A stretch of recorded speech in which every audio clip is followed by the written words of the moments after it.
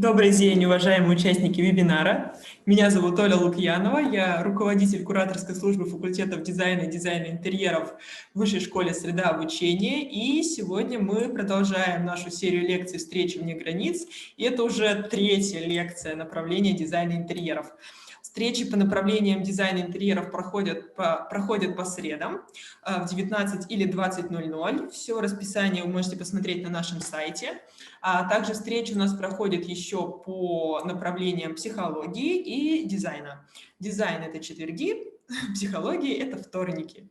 Вот. Давайте проведем стандартную перекличку. Напишите, пожалуйста, кто из какого города к нам присоединился или из какой страны. Вот. А я пока расскажу вам про нашего прекрасного спикера. Сегодняшняя тема посвящена трансформации промышленных зданий в новые креативные пространства. И о ней расскажет наш спикер Сибил Джейн Барида. Сибил зарекомендовала себя как новатор в индустрии дизайна в течение 20 лет в качестве основателя и руководителя SJVD Design. Студия специализируется на проектах в сфере гостеприимства, городского, девелоперского и коммерческого жилого дизайна. Немножечко про регламент. Наша лекция, наша встреча рассчитана на 1,5 часа. Примерно 1 час будет лекция и 30 минут серия вопросов и ответов. На протяжении всего вебинара вы можете писать вопросы в чат, а после того, как лекционная часть закончится, самые интересные вопросы, а может быть все вопросы, если не все будут интересными, я задам Сибил. Вот, и Сибил нам на них ответит. Также в процессе вы можете задавать вопросы о школе «Среда обучения» и программах наших осенних наборов. Мы постараемся вам с удовольствием на них ответить. Большое спасибо. И, Сибил, я передаю слово вам. Здравствуйте. Thank you very much. Let me just open up my presentation.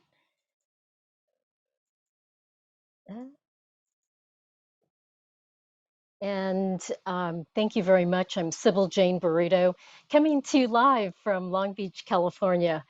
I am a fellow of the American Society of Interior Designers. I'm a certified interior designer in the state of California, registered in the state of Florida, and I am an associate chair of the interior design program in Savannah, Georgia. And I'm thrilled to be here today to share some insights about the design process and some of the unique facets that create opportunities for asking the question why. We would look at some of the existing buildings and take those projects on and transform them or reimagine them into a new purpose and use. We often look at the design process as something that is filled with uncertainty. And as we're looking at the ideas behind researching and assessing project needs or the repurposing of an existing building, we find that much of our work is kind of this sketchy sort of blob of information that we need to work through and understand. Through this uncertainty, there's some patterns or insights that may be revealed through the process. And through this design process, as we'll be going through some of the different facets of the design thinking process, we'll begin to see some clarity and focus. And this linear line and definition of the project's purpose becomes more clear. I am a graduate of Florida State University with an interior design degree. I also have a master's of arts in design management. And one of the things I have found is that in my career path, it's never been something that's been linear, but through all of the different opportunities that I have taken on or that have been open and for me to take these unique opportunities at different firms, that I've been able to use every skill set that I've learned through this process, whether it's being a space planner or working in a master plan community where it was an architectural practice, devising unique residential housing in master plan communities around the country, as well as in China. One of the unique facets to that particular project is that our design leader would put together a bunch of different uh, unique personas, and we would design around personas and how they live and how many children that they have and some of their unique hobbies. And with this particular project, these communities were placed in areas like rural China. And some of the interesting things in going back and connecting those projects to where they are today is how very different, those living uh, ideas behind persona development may not have exactly translated as we had thought they might in different parts of the world. I've worked in hospitality, doing concepts and designs for restaurants and hotels. I was a designer for the royal family in Brunei, which gave me the opportunity to work on very large scale projects. But also, when I decided to work on my own and not sign that contract to live overseas anymore in Makati, Philippines, I was able to work directly with the clients on some of their hotel projects in Los Angeles, California, such as the Hotel Bel Air, the Beverly Hills Hotel, as well as the New York Palace in New York. So as you can see, this path is not necessarily linear, but it is one filled with many different sort of blips of opportunities that provided me with some insights into varying projects around the world. And recently have been doing design build with a building partner, and we've been doing a lot of urban reuse in the city of Long Beach, California. These are the things I'll be sharing with you today, but also sharing some insights into how the different facets of design thinking help to provide insights, clarity, and a direction on a project focus. So I start with this image of a project I was working on in Newport Beach, California. And as we see here, this is the main building in the center. Oops. This is the main building in the center. And one of the things we did was in that center courtyard, we created an entertainment venue. And because this particular project is located close to the airport in Orange County, California, with views of the beautiful bay, is they wanted to create an event venue that provided opportunities to uh, acoustically provide uh, a unique opportunity for there to be events such as fundraising or parties, weddings, etc. And so we created this conservatory in the center, as you can see. But one of the unique things is that we needed to provide an idea immediately within a week. And some of the things that, and the reasons why I'm showing this image is that we had to kind of draw up from the site plan our big ideas and describe those ideas visually. And through these sketches, we're able to describe some of the ways people will move through outdoor spaces, as well as how they would connect from their existing spaces into this new space in the center.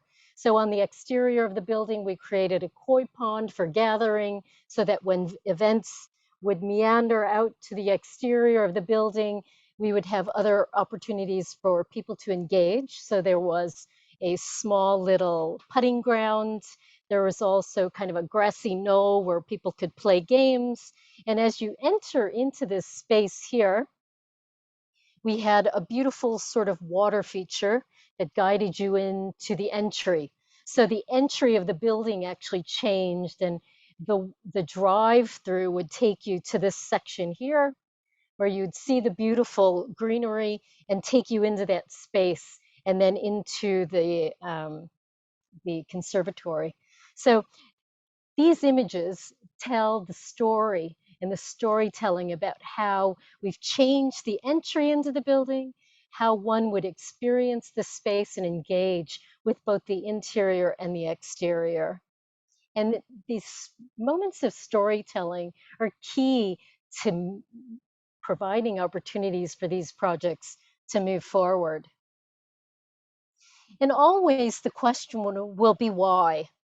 And we found that in mapping a strategic direction in our projects, we provide an opportunity for our clients to look at informed design research. So we will put together research in in understanding why we would change the purpose of a building.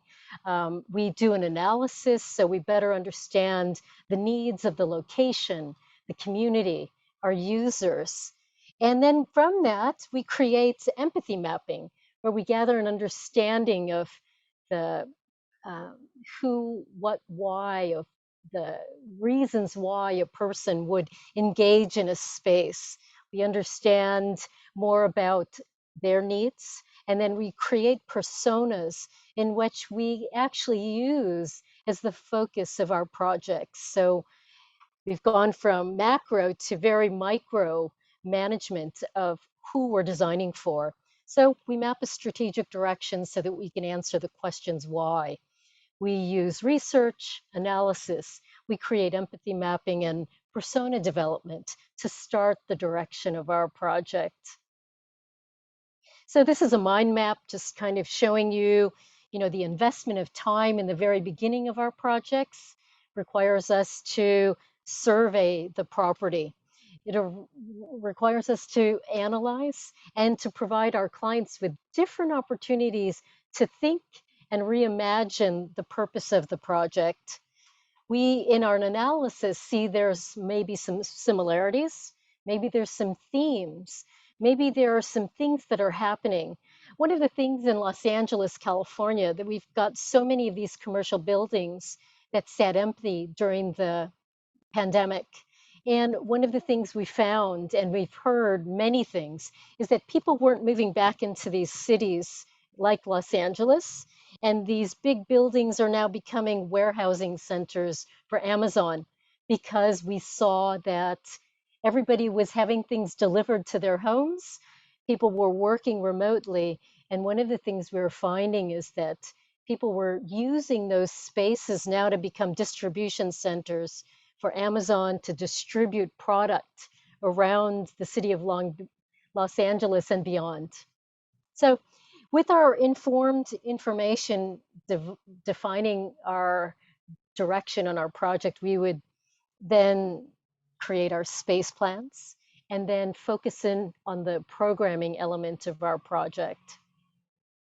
This is just another mind map showing you that when we're beginning these projects, the start point is oftentimes the centerpiece of the project, and we go through all of this research in the beginning that drives the direction on the project, and then we actually start all the programming and all of the other additional information in the middle of the project, as you can see, where the start in the center in the blue defines our go signal from our clients to start the project.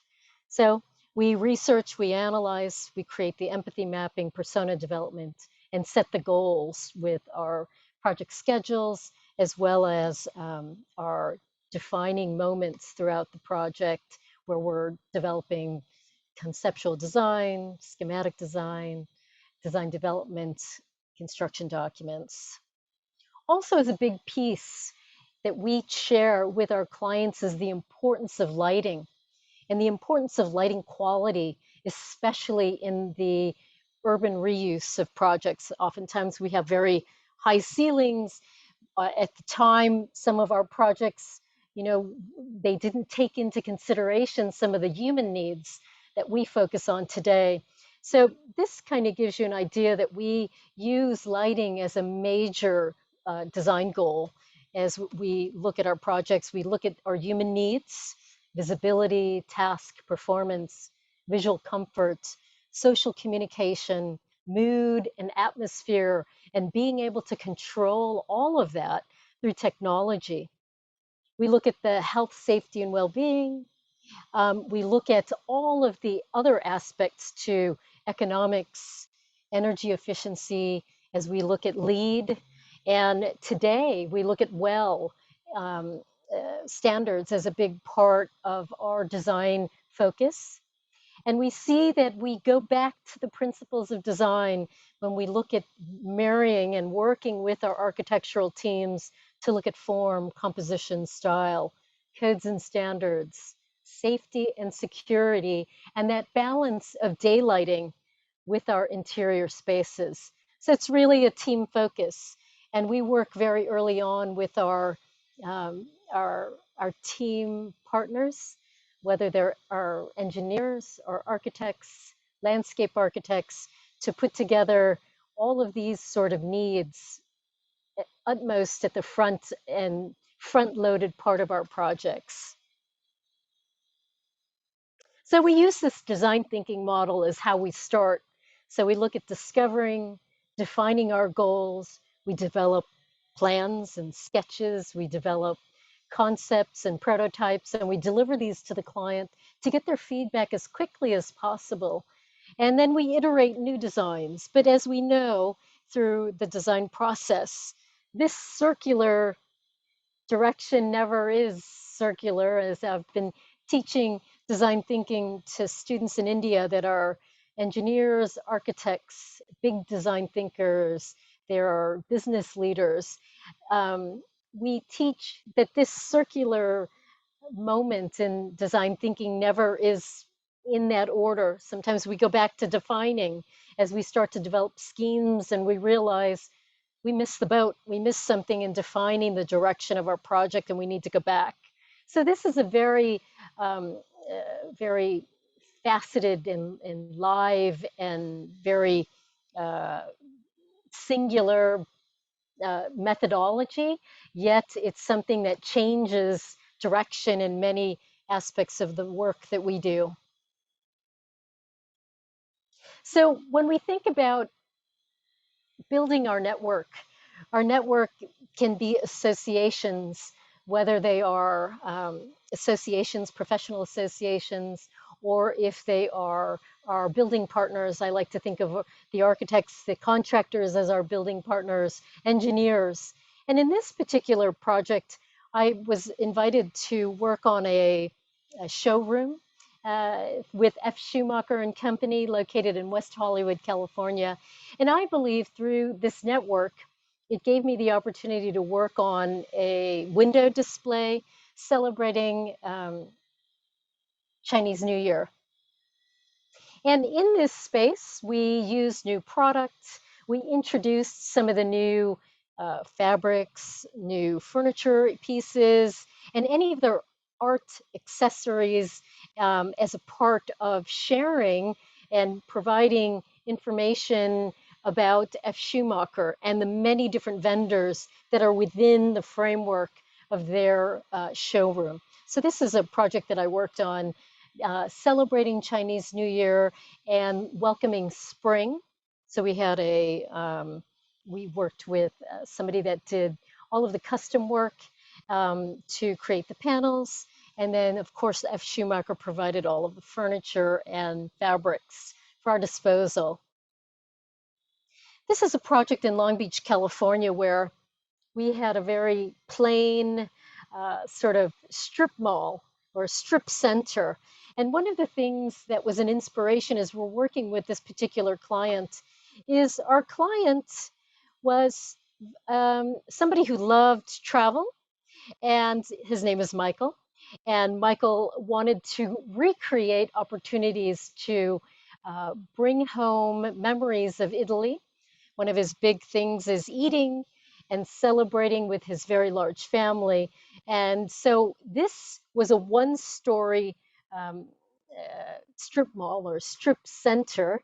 And one of the things we did was we created this tower, of course, planted on to the exterior of this building.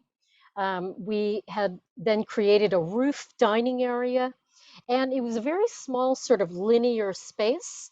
And as you can see here, we have a very linear space, but in it, we wanted to create sort of these unique opportunities to connect the chef.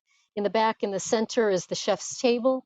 So we wanted to connect the food with the people, a very sort of neutral and monochromatic space. But the client felt it was really important that we celebrate the people that are eating, but most importantly, the food that they were serving.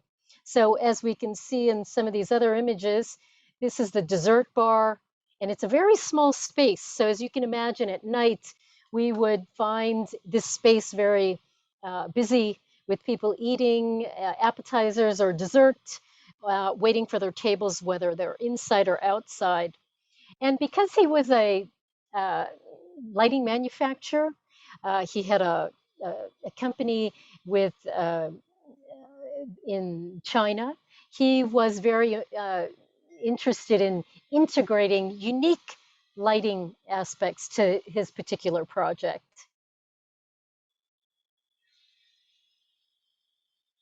Yeah, let me just move on. Sorry, let me just go back to that from the current slide. Ah, let me back up. Excuse me for a moment, as I seem to have had a little glitch in moving through these. This is another hospitality project in Costa Mesa, California. One of the unique factors of this particular project is we were working on this sort of center area where we were working on the renovation of a small little lobby, but also integrating what was a gift shop in the center. But the client wanted to create and integrate opportunities for um, people to use a space for remote working, as well as an opportunity for people to plug in their computers and connect with their and charge their phones, their different devices as they were waiting in these spaces for their clients. So we're seeing here the interior of that space. This used to be the gift store or the gift shop, and we created an opportunity for there to be meetings and remote working, as well as opportunities for their guests to meet with their clients here in this open space adjacent to sort of the technology center of the hotel. One of the things that this particular client wanted to do was to connect their love of the sea. So they are big sailors, so wood is very important. And one of the things they wanted to also do is they have these models of boats or ships. They have a collection that would be found throughout the property, and these are some unique elements that were found that connects this particular family's interest. Maybe clients or their guests don't know about it, but these are some of the unique facets that were integrated into the design of the lobby space as well as into uh, their technology center. I worked for 11 years as the designer for the Hotel Bel Air, and some of the unique facets to working at the Hotel Bel Air is there's that connection to the royal family in Brunei. But most importantly is we would have clients that would come and spend 6 to 8 weeks every summer, and they would have their own personal comments since they were regulars. They would come. One couple would spend 16 years when I met them every summer at the hotel. So they would provide insights, unique opportunities that they thought would be helpful in sharing insights into their project. But all of these projects, we looked at opportunities in making sure we integrated light and capturing the exterior into our spaces. Now, when we're looking at the pool area, we designed some furniture and chaise lounges that were imported from Indonesia. And then we also worked on, in this left space was the presidential suite. Michael Jackson stayed there. And at the time before I worked on it, his children were there and he was visiting, and they had gotten orange Gatorade everywhere. And so I was asked to come in there after they had left and rework the space based on comments from other clients. And we wanted to make sure that it was a monochromatic scheme, that there were views and vistas to the exterior, and that those images of the vistas or sight lines to the exterior were really important. This space here, which is the Shalon Suite, was a favorite of Oprah Winfrey. So there's this connectivity to celebrity. But even though we may have these guests in and on the property, we were asked to always treat them as if they were you or me or anyone else, and that we would take their comments and utilize those to integrate them into the design of the property. So as you can see in the ceiling, we had some molding that was existing, but we transformed and copied and mimicked or found ways to integrate some of the color and materials of the motifs and the patterning into the ceiling. This is the Hotel Bel Air in Los Angeles, California. This is a project located, it's a senior living facility in Carlsbad, California. And when I was asked to work on this project, I was asked because, number one, I was a hospitality designer with healthcare experience. But the other unique facet was they wanted to make sure that they could work with a designer that would work with their in-house architectural and design team, a group of 70, 80-year-old men and women that would give their insights into how they wanted to live in these spaces. So previous to this project was designed by a firm in San Francisco, and it was very gray. Everything about it was neutral, and we were asked to bring in life, bring in the sea, bring in opportunities for those who may not be able to be as mobile as they once were, so that they could have connectivity to the palm trees on the outside. This particular project, Carlsbad by the Sea, is on the sea, so it's right on the water. It's terraced, so from the top section, it terraces down to a pool and then to some outdoor spaces that are right on the beach. Many of their guests, or sorry, not their residents, are in wheelchairs and have issues with mobility. So they wanted to make sure that they could still connect to these spaces through these images that we had painted in the ceiling. So as you can see, all of these spaces used to be gray. And one of the things is we made sure that there was lighting to illuminate these sections of the ceiling.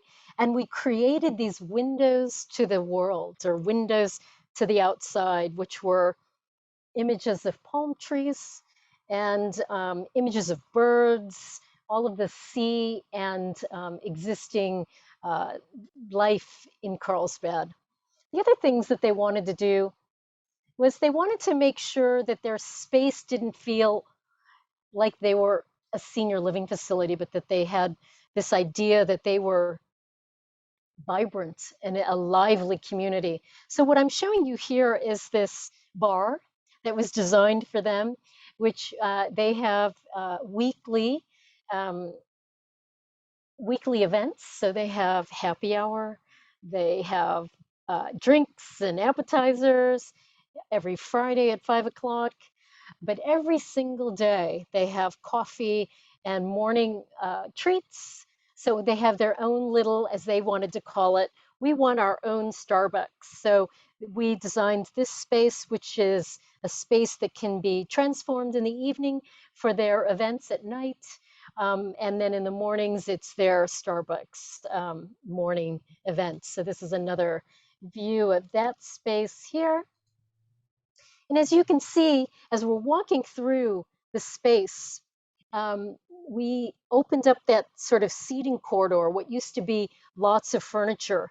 We put them up against the window wall, provided opportunities for access for all, thinking about equitable access for all, which is a big trend in today's marketplace, equitable access. And then we created seating groups up along the window wall so that they could have somebody in a wheelchair sitting in this location and still not feel as though they needed to sit somewhere else. They could be a part of any of the discussions that were happening in that particular seating group. So this is a view of the bar. This is another view of the sort of seating areas. So it's open to that sort of the corridor. And then the check-in area. So all of our security is located here, and or I'd like to say guests, but they're guests and their residents. They also had a few different rooms that we worked on that were for guests of anybody that was in residence. So they wanted it to feel like a hotel, and they were quite pleased. But one of the things I needed to do when I presented after this little group of 10 residents is I had to present this idea and concept to an entire community. So we live streamed to those that couldn't make it to the event center where I presented. We did round robin discussion with the architect, myself, and the contractor. And then the residents were able to ask questions live as they were presented this work and gave their feedback, immediate feedback. But one of the best parts about it was, the idea that they were able to capture a color palette that was classical, that brought in images of the sea and the location of Carlsbad, California, and provided them with the opportunity to participate. So that's Carlsbad by the Sea in Carlsbad, California. This is a project located in Long Beach, California. It is a event center. So the building is a 1930s building. And one of the things we did was the one side of the building is an event center. So we transformed and renovated that space into an event center. And this side of the building, it was a 1,200 seat auditorium for events in those days. And we converted those into 11 unique lofts. And one of the things we wanted to do in this particular case is to save and reuse all of the different existing materials. We wanted to bring the opportunities to showcase exposed concrete, the metalwork, as well as reuse some of the wood from the stage and other elements of the building of this particular 1,200 seat auditorium to transform unique lofts. They were live work lofts, so it was permitted, so you could work in this particular unit. So most people would work in the front part of the building and live in this section. And then they often had these balconies. So we would have these balconies where they would sleep. So these were their sleeping lofts. And then one more floor up were little roof gardens that we cut into the roof and created these small little seating areas so that not only could you have outdoor space at the living section level, you could also have opportunities to connect to the outdoors at the roof level. So this is the Iba Lofts located in Long Beach, California. Here's an opportunity to kind of see how we can connect that sort of living space on the second floor to the downstairs. And there's a balcony that is open to a green space or courtyard, private courtyard. Oh, I did it again. So, oh my gosh, I'm so sorry. Let me just bring you back to this project from the current slide. And the things I wanted to share, and as we work on different projects, is it's important for us as designers to really understand our role and to understand the awareness of what we individually can contribute to the world of design. And we often begin by saying, And I like to, in working with our clients, is, what has shaped your world? The more that we can develop empathy and understanding where we come from, or some of the influences that have helped shaped our world, the better we can have compassion for the types of projects we take on, whether they're in healthcare, whether they are event spaces like hospitality spaces, or teaching areas, right? At SCAD, they have provided opportunities for learning communities to inhabit these old buildings throughout the campuses in both Savannah and Atlanta. This is an image of a VW bus, and one of my students had said, that is exactly how I grew up. My family would take us on trips along the coast of California, and my summers were spent in this VW bus, and we would get acclimated to the beach, learn about the different communities around California. Some travel the world and see unique areas around the world, and those are the things that have influenced and shaped their world. Others have been anywhere that they can go, right? It could be just down the street in Los Angeles, going to the Getty Museum, or going to some of the unique parks located in, like, the Sequoia National Forest in the central section of California. But these are the things that have shaped our worlds and shaped how we see and process and create greater empathy for those that we design for. Some are shaped by faith, some are shaped by our connectivity to the outdoors and that connectivity to being around nature. Some of us have looked at music and have created their own soundtrack. I know I created a soundtrack for when I would commute long distances, and I would create a soundtrack of what it would be like. And when I would get tired, and use music to help keep the momentum and me moving forward as I was driving, say, up the coast of California to San Francisco. Or, as we know today, everybody is creating their image, their social image of who they are through social media, and capturing and sharing through Instagram opportunities of, this is where I've been, these are the things that have created joy and happiness in my life, or these are the things I follow, or these are the things that have influenced some of my own design decisions, or motifs or colors that help shape or provide us with opportunities. When I was working to connect with our clients or the projects we're working on, when I was working with Michaels on Naples, he gave me all these images of Italy and all of the food that he enjoyed eating. So those were his boards. Now everyone uses Pinterest, so you can connect those digital boards. In his case, old school, he provided me with photographs, and we looked at them, and he showed them to me on a table, and he described all of those different experiences. In design, we have to understand the passion of who our clients are, what they hope to achieve, and perhaps connect to them on a higher level of understanding.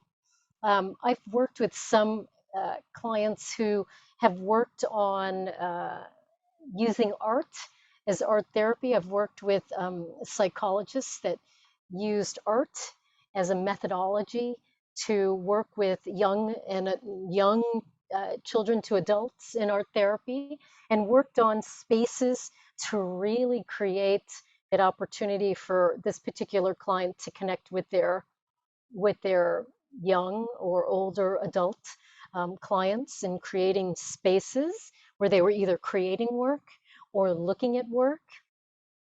Other things is working with clients in connecting to vistas for healing. I've worked with a number of clients that have had trauma. Maybe it's a diagnosis of a very a disease where they have found, maybe I won't be around in a year or two, but this is what I'm creating now so that I can find healing in some of the things that I've experienced in my life, and perhaps a place where I can, at the end of my life, find great joy. So this is an image on the right-hand side of a beach area.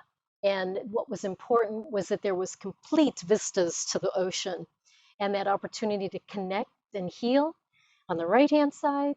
Also on the left-hand side, connect and heal for our client to connect their own clients to a process of healing. So, this leads to, asking the question about what is your history. In many cases, we look at our family as the sort of the very first places of where we've interacted and learned to communicate our thoughts, ideas, and uniqueness about who we are. My family takes a trip to the beach where we all get together, and one of the things we do is a talent show. So we like to, everybody's family has a unique sort of either talent, whether they're reading poetry or they are dancing or singing. But these are the things that shape our history. These are the things that help us to connect and have greater empathy for our clients and the projects they bring to us. It's important for us to realize that we're designing for human health and safety, that we should never remove those from a process, even if we're thinking about, well, it's just an old factory that we're repurposing. I worked on a project for a client that was repurposing an old sort of commercial tilt up in Orange County. And he said, it's just a tilt-up building, plain vanilla, sort of high ceilings.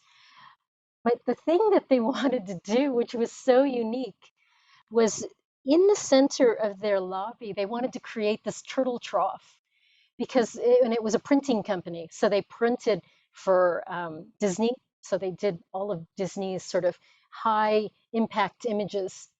But they became these collectors of turtles. And so we designed a trough and a water feature for their turtles, which were a big part of how people connected that business to that space. So we are designing for the needs of our clients, but also thinking about the human health because their clients and their workers.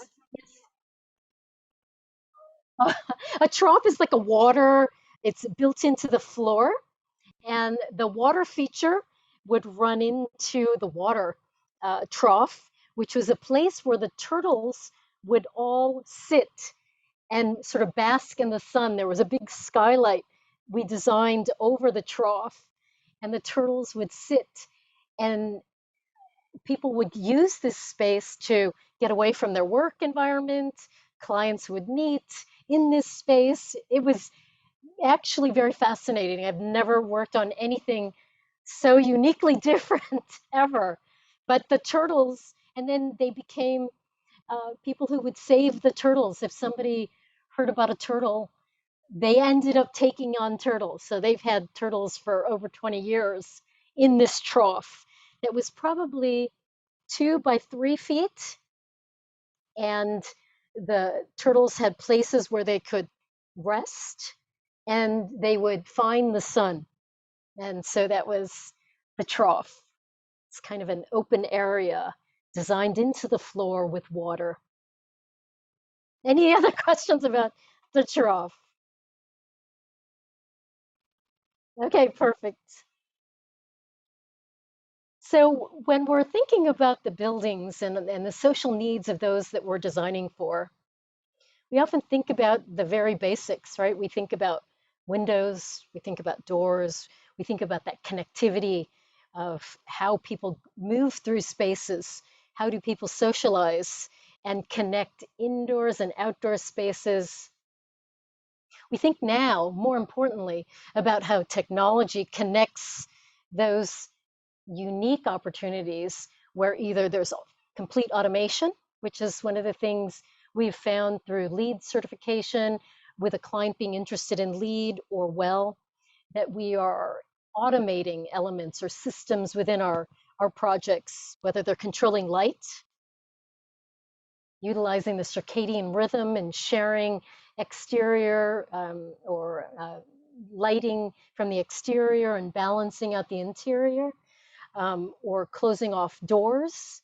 But one of the things we're finding that clients are interested in technology and integrating and building in these opportunities to communicate the brain of a building with all of these different functional elements within the framework of the projects we work on. We are more importantly now looking at thermal comfort as a big part of WELL and LEED. So we're thinking about clean air, clean water, the importance of preparation of food in our shelters, whether it's an area of our spaces that we're working in or living in. We are purveyors of our design intention, and it's important for us to visualize, whether it's through rapid sketching, and communicating our ideas early with our clients. But most importantly, it's important that we are the storytellers behind what our intentions and purpose for a space that we're reusing or a new construction project. It's important for us, as I like to say, the who, what, why, and where of a project. And that we're able to tell these stories, whether they're images in a very 2D, as I like to say, chicken scratch, which you saw in the very beginning, to fully rendered spaces where we're looking at complete renderings that diagram lighting strategies in a space. But here, as you're seeing this image, we're looking at full doors opening to the exterior of a building, of this sort of living space that connects, it was a living space or a residential home to remote working space. And in the middle of the space is this center for eating, and they have views of the water. So they open everything up so that they get that beautiful um, cross ventilation, natural cross ventilation. So it's important for us to realize the importance as buildings become more complex. We still are really going back and focusing to that one central need, those human needs, to tell our story of and our ideas behind our strategies for success. So it's important for us to look at creating conditions for sensory comfort. So as we know now today, everything is connected through technology. So many of our homes are with our phones, with Alexa, with Google, with an iPad, and everything is controlled to create scenes for environments. And it's not just the very, very wealthy, really. It's everybody has this connectivity now to technology to control our spaces in which we inhabit. So we go back to thinking about those specific human needs, and it's important that we think about how we design. When we're thinking about successful projects, I have always found is that we are looking at not only how we see and experience that space, but we're using our five senses. We're thinking about the auditory experience. What do they hear? So when we see things, it's maybe a visual cue that connects us to a space. When we're hearing, maybe it's the sound of food being prepared, or that tactile experience, or taste, or smell when we're entering a space like a restaurant. So when we go back to this image of where we started, I'd like to share that, this was a rapid visualization sketch, but it was really important for us to communicate very early on And as we know, through concept, we start to refine the drawing, and maybe the koi pound goes away and it becomes a seating area or a specific area for seating. But the initial concept is derived and communicated very early. We met with the client, we researched and walked the space before we actually did our initial presentations. But it's really important to go back and think about how do we begin and asking those questions of why, the purpose and intention, and the unique identifiers that provide that connectivity of this process of design thinking to innovate, to amplify, and to uniquely connect the users to the space, one user at a time. So I bring you to this last image. And in this image, this is a hotel project. We got a chance to do just some sketches and ideas behind how they might use this roof terrace. I didn't get the design, but I did get a chance to provide an opportunity to create some conceptual sketches, got paid for that, but I visited it. I did go to visit it in Cinque Terre, my last visit in 2017 or 18. And one of the things immediately I saw was how people put their feet up as soon as they sat in the spaces around this sort of terrace, is they put their feet up and they connected immediately to the sea. And I thought, bravo, they found those tools and connectors that provided an opportunity for that space to be so very successful. So I leave you with that, with the ideas behind utilizing design thinking principles and methodologies, and the importance of connecting one user at a time, and the importance of understanding our clients to successfully innovate, amplify, and connect users to the spaces we design. So thank you very much for this opportunity to share some insights and projects I've worked on, as well as some methods that I have found to be so helpful in connecting with our clients around the world. So thank you.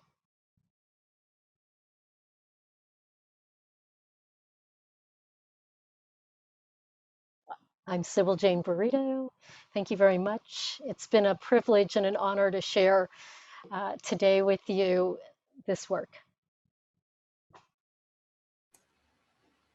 Should I stop sharing?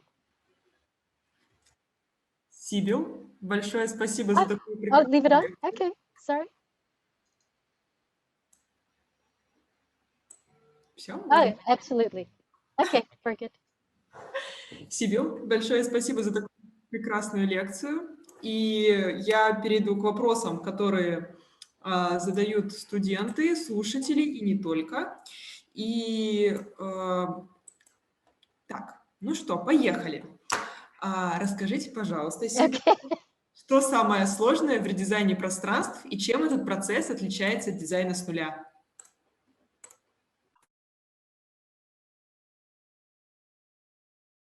So I think one of the unique differences between an existing space and new construction is we must go back historically to understand how the existing spaces were used, or what the purpose and intention were as a part of our sort of research and analysis. Of course, with a new construction, it's the campus, or the canvas is open.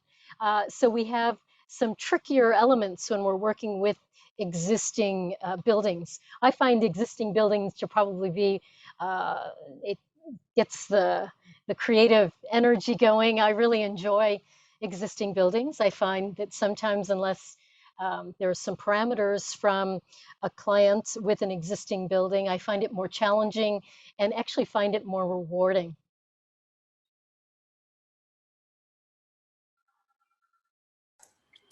А какие основные проблемы вы решаете при редизайне пространств?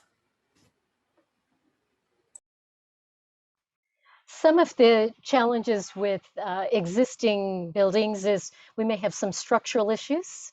We may have, which oftentimes is a big challenge. The project in the eBell Club, many of the rooms were compartmentalized. So structurally, we needed to, when we wanted to open up the event space, we needed to upgrade some of the structural elements so that we could open up this space.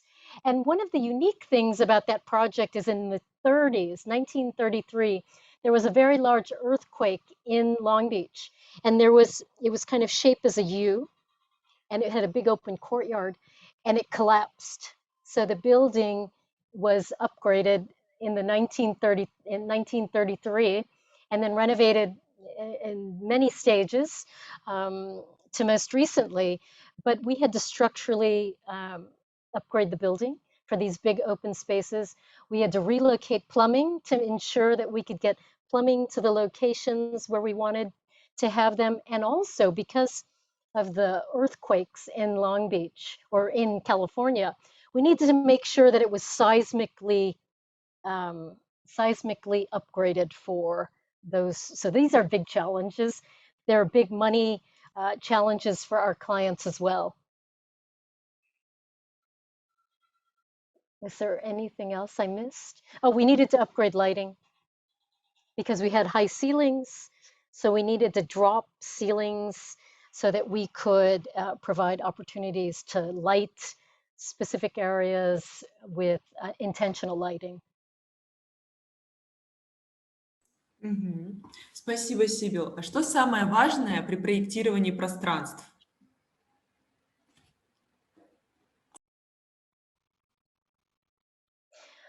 The most important thing when designing spaces is I would like to think about the space planning of the space. And when I'm working on a project, I really think three-dimensionally. So when I'm thinking about space planning, I'm thinking about floors, walls, and ceilings. I don't think of them as separate entities. I think of them as a whole.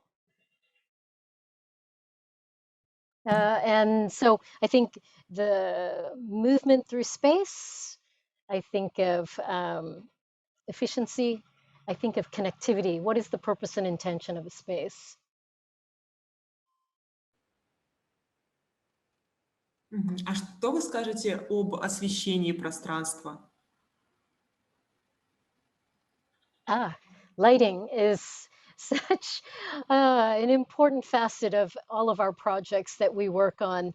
One of the things I learned in working with the Hotel Bel Air is when we were reworking all of the bathrooms for the suites, is because we have high profile clients, one of the things they said was we must improve the lighting so that our celebrities always look fantastic in lighting. And they need to be backlit, we need to make sure that they always look great. And so one of the things that that left in terms of the impression of how certain lighting makes us look washed out or gray is that we think about how people experience spaces visual acuity, and lighting is a big part of it. How do people see moving through spaces? What is the color and color temperature of lighting? And what are the effects on the existing materials or fabrics that are being specified, or furniture, or existing decorative features? It might be a brick wall, or it could be decorative elements in a building. We, as I worked on some projects, we change the color temperature accordingly, and we walk the space with different lights in different colors to ensure that we have the right color in the right spaces. It's a big part of the success of a project and an integrated focus. А можете дать пару комментариев по поводу того, какую температуру в каких зданиях нужно использовать, да, например, теплое Ah, освещение, там, когда люди там гримируются, например, ну или что-то такое. Вот. very good question. Thank you for that question. When we're working, so this hotel project I was working on, we, in working through the corridor lighting, all of our color palette for this project was cool tones. And we found that the color temperature 2700K, between 2700K and 3000, created an opportunity for our colors to not look washed out. So it was more of a daylighting scheme. So it wasn't too warm or too cool. When we're working in our guest rooms, we find that the warmer temperatures that are more like a home environment, say like uh, two, so warmer temperatures under 2700 are more successful. Anything that's like 5000 is like daylight, washes everything out. But we might think about using some of these higher temperatures in outdoor landscaping areas, in flower beds and walkways that help us get from an indoor space in a courtyard to a guest room. So we play with the color temperature, and we do mock-ups to ensure that the color temperature is right. Oh, in learning environments, we found that 2700, 3000, 3400 is a good number.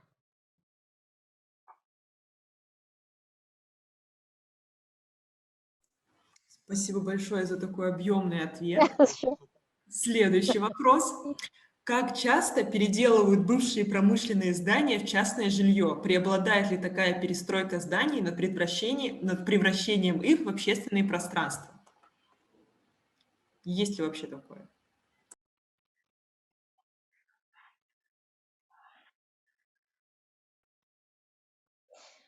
What we're finding and trending here in Los Angeles was the use of these industrial buildings that were uninhabited for many, many years. And investors and developers were using these to create mixed use. So maybe what we would have is living spaces above and some mixed use below. So there could be restaurants or co-working spaces. That seems to be the trend, co-working spaces, and then living above. But we found that most of the spaces in downtown Los Angeles tend to be these mixed use spaces for living and working. There have been some hotels. There's a hotel in Los Angeles. The name just escapes me now, but it was a old building that was completely renovated for a hotel environment. One of the things with hotels is we have stricter code requirements. So that's why with living spaces, it might be easier for us to get through the planning process and code reviews rather than something with a higher occupancy, such as a hotel or working environment. So our developers make that decision. But because in LA, they have gone for these old uninhabited buildings to reshape the industrial area of LA near the river.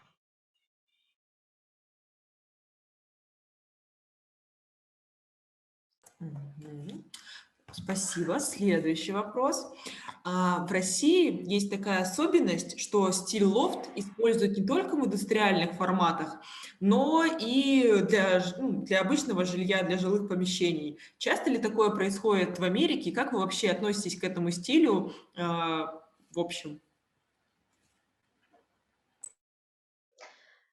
Thank you for the question. I think this live work concept is very popular here in America. And one of the things that we're finding is that there's this trend from large spaces to smaller spaces, depending in terms of square footage, where people are living, say in San Francisco, because their prices are so high. We're finding that people are living in smaller spaces, and lofts tend to provide us with this sort of mixed use living and working environment. So loft spaces are trending as this opportunity. If it's one space, and then we may have a balcony space overlooking, say, living and living space, kitchen space, that they can have a space to sleep in that's separate from the sort of functional aspects of living. So those trends are continuing and are ways in which square footage wise, developers can sell those spaces or rent those spaces more easier than they can larger spaces when we're thinking about development. So lofts are in.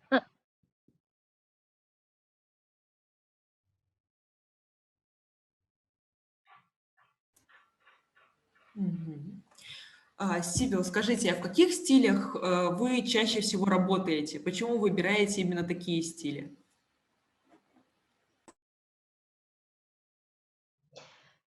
Well, I've been asked this question in the past. Oh, yeah.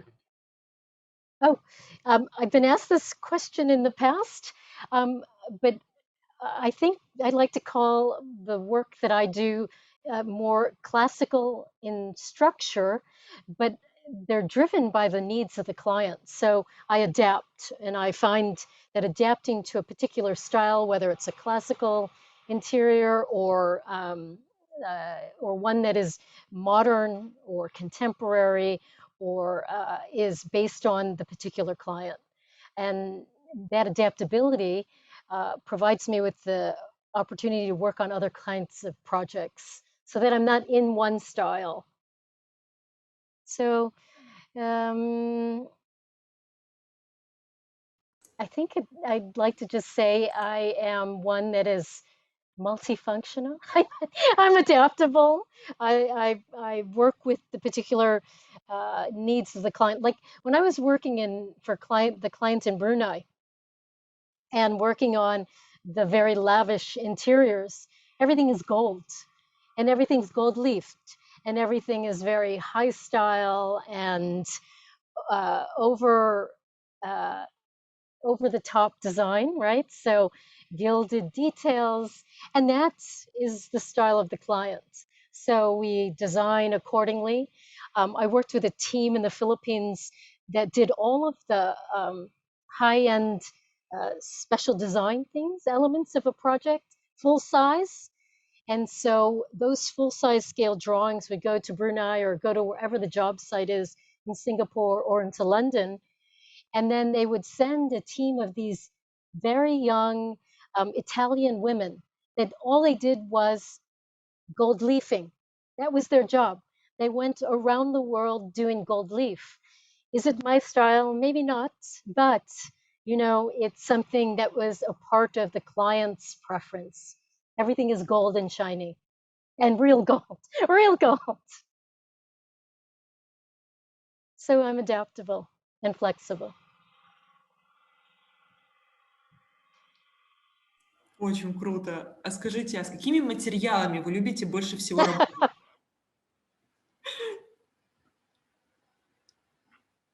I love to work with any natural stone. So any kind of marble. I worked with a great supplier in Italy. And when we worked on the clients' projects, we would go and pick the actual, the stones for a project. So natural stone is something I really enjoy working with. Wood, in our working with our projects for the clients in Brunei, he had an Italian manufacturing. They built all the rooms in their manufacturing facility, and then they would be put together. They would be taken apart and put together in the spaces that we worked on around the world. So wood is important. I enjoy working with natural materials, stone, wood, glass, using the opportunity to backlight glass, and anything you can carve. I don't know that I have a unique preference to any particular material, but I like using those in particular. Paints, upholstery, anything fun and exciting and new. I'll always give it a try. Очень вдохновляюще. Сибил, скажите. Да, такой вопрос дальше. Sure. продолжим тему материалов. Как вы относитесь к тому, чтобы материалы были экологичны на 100%?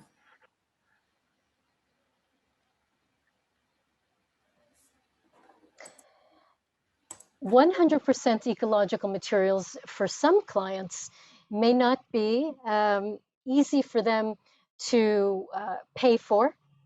So one of the things is sometimes some materials are more expensive based on cost. We provide early on with our clients budgets and specifications very early on, but by design development.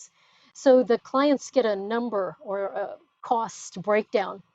Sometimes when we're looking at some sustainable products, they pay a little bit more for those.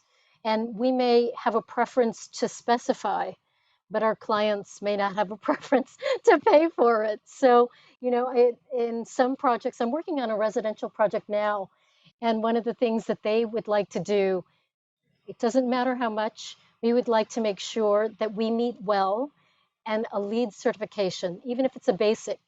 So they are willing to pay for those materials, and they review the materials, they touch the materials, they see things installed, but they make those decisions purposefully.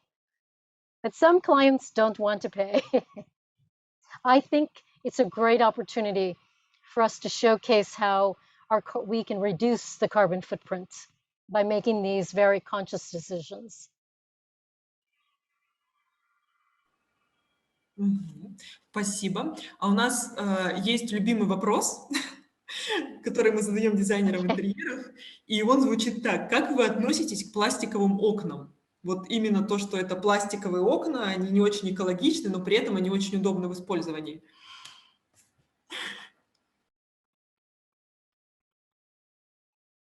So is it the framework of the windows that make up the windows, or is it?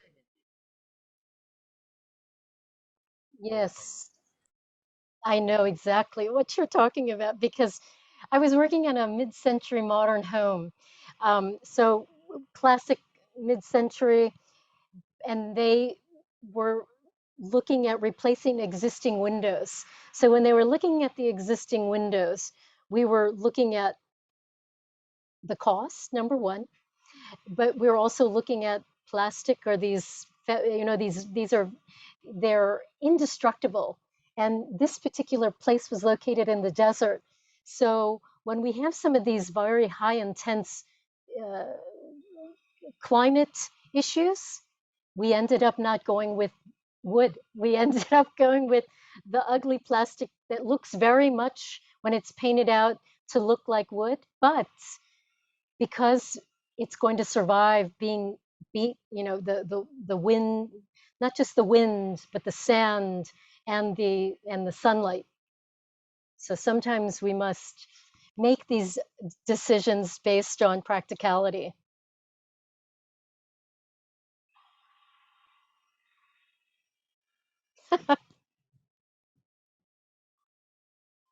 Спасибо. Следующий вопрос. Опять же, о наболевшем. Сильно ли изменились запросы клиентов в связи с пандемией? Возможно, появляются какие-то новые тренды?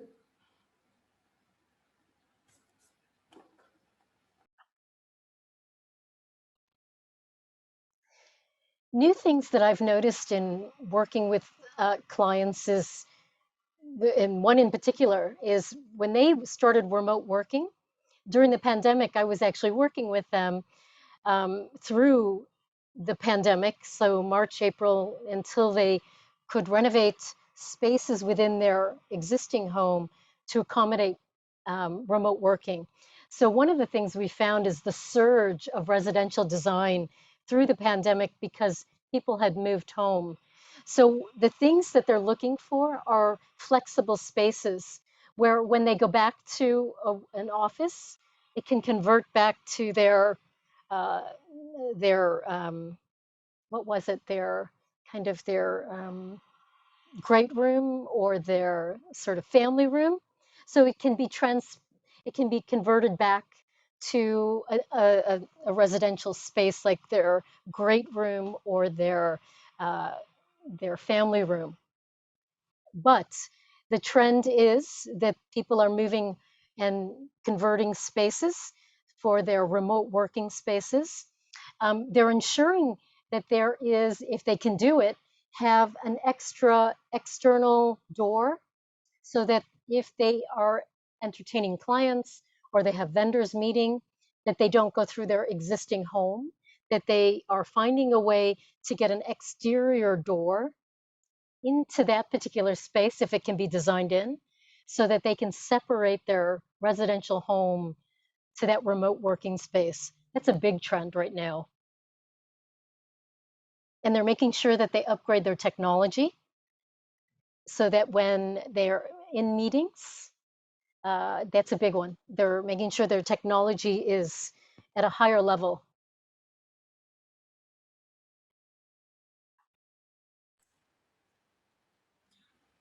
То есть, получается, сейчас стало важным, чтобы домашнее пространство стало не просто для отдыха, оно стало, чтобы многофункциональным. Я правильно понимаю?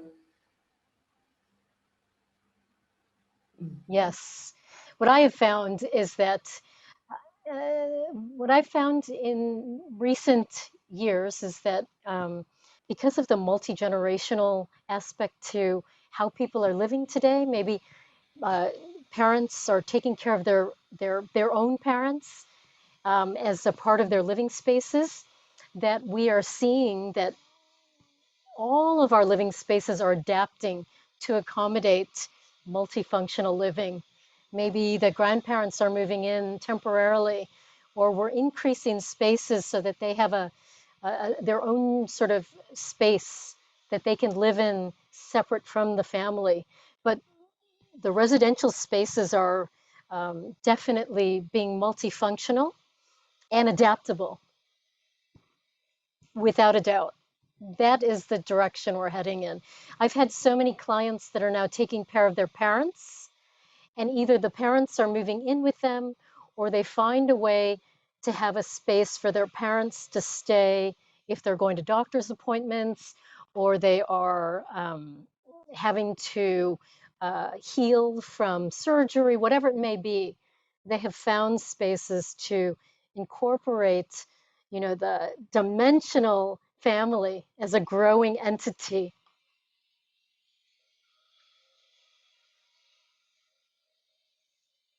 Мгм. Спасибо. Следующий вопрос. Смешиваете ли вы в своих интерьерах стили? Например, там абсолютно противоположные, такие как, например, лофт и барокко. Yes, we have had opportunities in working with the client in Brunei when we've taken on individual projects, like in London, for instance, a flat that may be a part of a building where it's unique and has some Baroque or neoclassical features that are designed into a contemporary, it's like kind of, we don't draw a line, we integrate and find a way in which we can mesh the two together because it's the style of the existing building. In this particular loft, where there's some brick or there might have been some carved plaster that we integrated, and then we have the contemporary unique loft or exposed concrete as a part of the space. So yes, we can integrate. It's not a problem. We do it because a client has a need to integrate those two distinct design styles. А вы это делаете в основном из-за того, что такие запросы у клиентов, или иногда это ваша идея, и вам приходится иногда даже убеждать клиента в этом, что это будет классно? That's a good question. I think it's a combination of the two, right? It's kind of putting together both ideas. Sometimes you have to almost, not that you're convincing a client, but you must go through the process of sharing insights to the reasons why it can be successful. Or you, as a designer, give way to their ideas because we want to keep the project moving forward. And by integrating their ideas, we're able to do that. Sometimes we found with the client, and it's a younger generation, it might be their children, is that they have an open style. They're very open to anything and everything. So they are more excited about trying new things. And maybe it's a generational thing.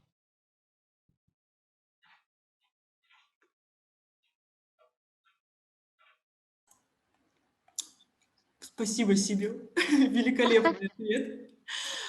Так, я Oh, думаю, I've really enjoyed this. Thank you. так, у нас время на самом деле подходит к концу, поэтому 2 последних вопроса и будем прощаться. Sure. Так, были ли клиенты, которые просили не отдельную зону помещения в доме для работы, а конкретно отдельную постройку? Ну, наверное, из-за того, что не могут расслабиться в доме.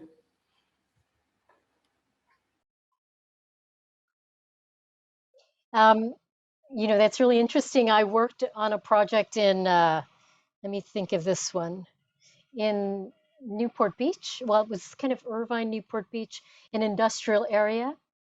And this particular client has like a dental, it's like they manufacture, it's like a dental, they make teeth of all things, yeah? So unique manufacturing process. They're innovative. They are unique to this particular process. And they wanted to create an area because the owner is kind of this mad genius scientist that they created in one of the warehouse buildings close on campus to be a residence that he could sleep in or work in. And it's separate from his home, but it's another place where he can rest because he's maybe in his 70s, but he is working every single day. And he is another one of those clients that likes gold and ornamentally designed spaces. And we recreated a warehouse building that you would never know into this over-the-top sort of 18th interesting interior.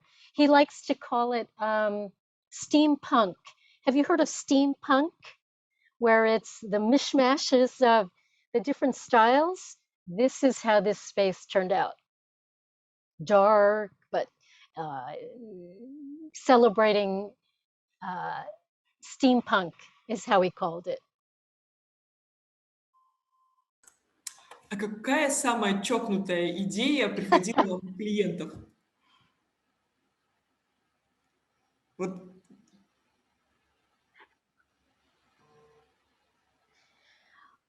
Well, working for the royal family, one of our protocols is that you have to design something they've never seen before or experienced before, as always, whenever we start a project. So this particular project was located on an island. And so one of the things was, how can we, on this hill, build into it and create all of these sort of sensory experiences at each different level. So you're in the ground, and so that was kind of building upside down is kind of how it was. And so that was probably it.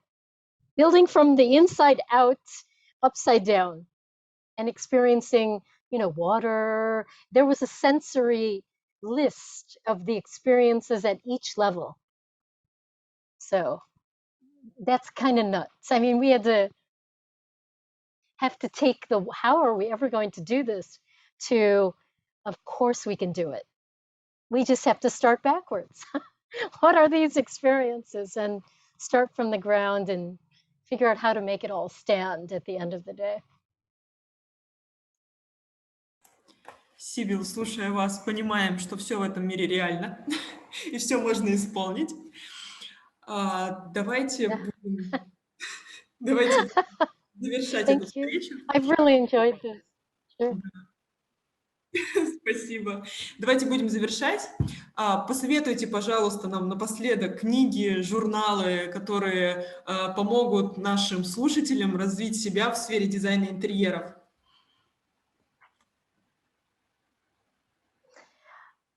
A book I would highly recommend is a book that is a book that was published by SCAD, Savannah College of Art and Design, called The History of or the Architecture of a University. And it showcases all of their existing buildings that may have been railroad factory buildings and how they've been transformed into buildings on campus. I think that might be a really great read.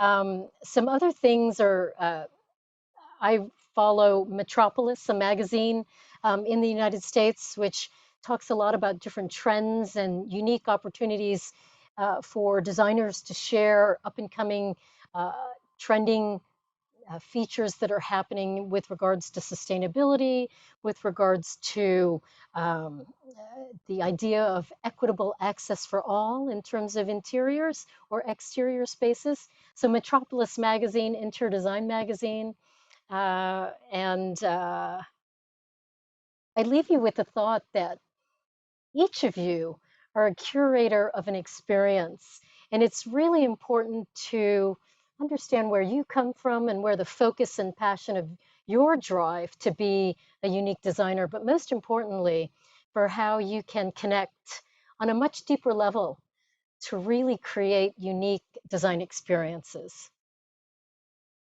I hope that helped. Сибил, вы великолепны. Спасибо вам огромное за лекцию. Oh my God. Oh, thank you so much. I've really enjoyed it. I've enjoyed meeting you. I've enjoyed working with every member of the team that has been here for Sasha for helping me with this interpreting this this very unique opportunity for me. Thank you. Ну что, друзья, будем прощаться. Спасибо всем участникам лекции. Я вижу, что есть просьба продублировать литературу. Я обязательно продублирую вам ее, ну, вам обязательно эта литература будет продублирована, когда вы получите рассылку с записью вебинара. Напоминаю, что у нас на YouTube-канале запись вебинара будет выложена в двух форматах, и на русском, и на английском. Для тех, кто хотел послушать, как говорит Сибил, какие именно фразеологизмы она использует в своей речи. Вот, и давайте прощаться. Будем рады видеть вас на других вебинарах школы «Среда обучения» и встречах вне границ. Ну что, заходите на наш сайт, регистрируйтесь, добро пожаловать в среду обучения и встретимся, я думаю, еще раз обязательно. Всем пока!